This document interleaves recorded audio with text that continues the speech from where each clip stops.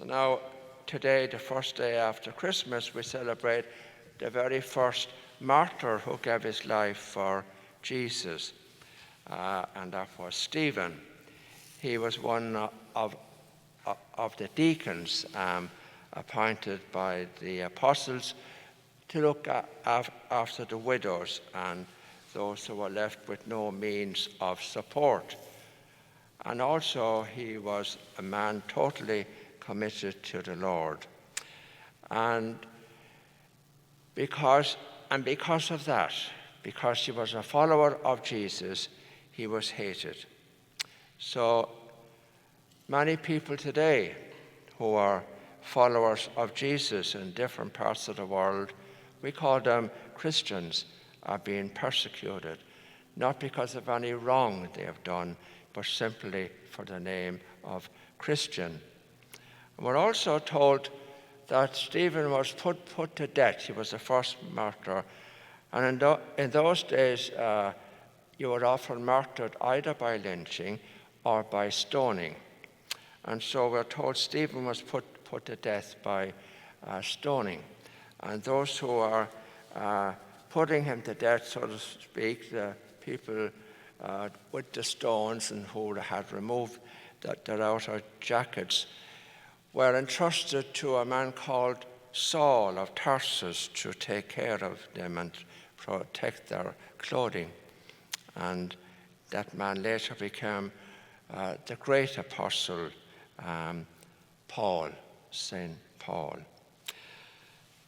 And reading earlier this morning, conscious of the time in which we are, and at the moment, instead of things getting better, they seem to be getting much worse, talking about the pandemic and the number of people and the enormous number of people here in the state of California, and in the country where I come from, Ireland, it's out of control. And people are worried and anxious, and because of the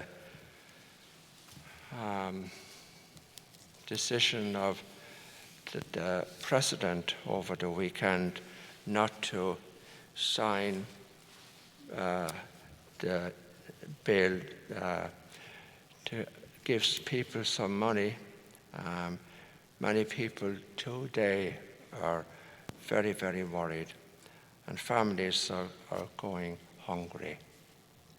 And how sad that must be, especially at this time, Christmas time. And Stephen was one of those people in his time charged with looking after those who were going through bad times and handing out food and clothing and some money if they had it. That was his job. And for that, and for being a Christian, he was stoned.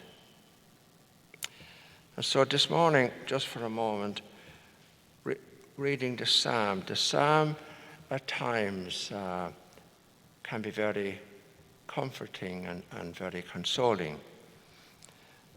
And conscious of all our worries at the moment and anxieties about the pandemic, be a rock of refuge, a stronghold to give me safety. If you really mean that, be a rock of refuge, a stronghold to give me safety.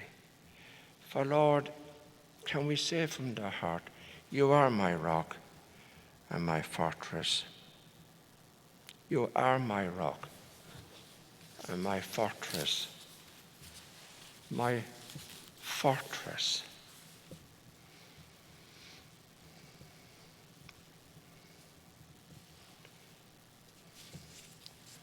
You will redeem me, O Lord, because you are always faithful. So into your hands I commend myself. So can I honestly say from the heart that at all times I really trust in the Lord. Well, the answer is yes and no, if that makes sense. I like to think I trust in the Lord, but when I look deeper into my heart and ask myself, do I really, really deep down, I still like to have some control over my own life and to depend on my own sense and capabilities to avoid things rather than trusting in the Lord.